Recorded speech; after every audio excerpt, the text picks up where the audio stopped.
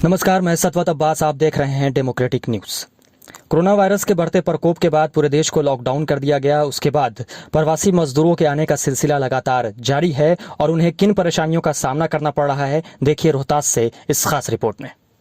देख लीजिए दावे वाली सरकार की पोल खोलती तस्वीरें। ये तस्वीरें बता रही हैं कि प्रवासी मजदूर किस बेबसी का सामना कर रहे हैं। प्रवासी मजदूर सड़कों में भेड़ बकरियों की तरह सफर करने को मजबूर हैं। मजदूरों को सुविधा देने के सरकारी दावे तो बहुत हो रहे हैं, लेकिन धरातल पर तस्वीरें मजदूरों की बेबसी बयां कर रही हैं। कोई पैदल घरों को निकल पड़ा है, कोई साइकिल से तो कोई ट्रक पर किसी तरह पैसे का जुगाड़ कर सफर करने को मजबूर है।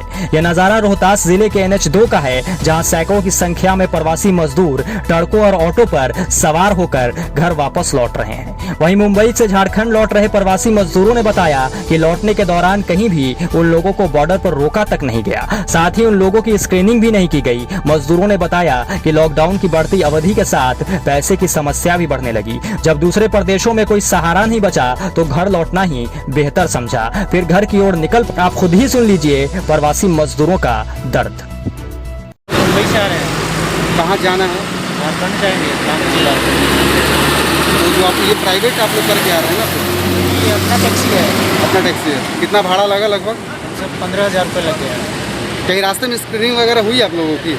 नहीं, इसलिए तो नहीं हुई। कहीं बॉर्डर पर रोका गया? नहीं जी, बिल्कुल नहीं। कहीं नहीं। कितने लोग हैं आप लोग? 5 आदमी हैं। कितने? 5। 14 दिन हम लोग भूखे रहे। कोई व्यवस्था नीतीश कुमार जी द्वारा नहीं हुआ। हम लोग भारत तहसील के बिहार शरीफ आ रहे हैं। अभी यहाँ पे खाना वाना हम लोग को मिल रहा है, ठीक है। कितने लोग हैं आप लोग? में हम लोग को मिल रहा है खाना पानी, ठीक है। कितने लोग हैं आप लोग? 34 लोग हैं हम लोग, 34 लोग टोटल। कहाँ जाना है?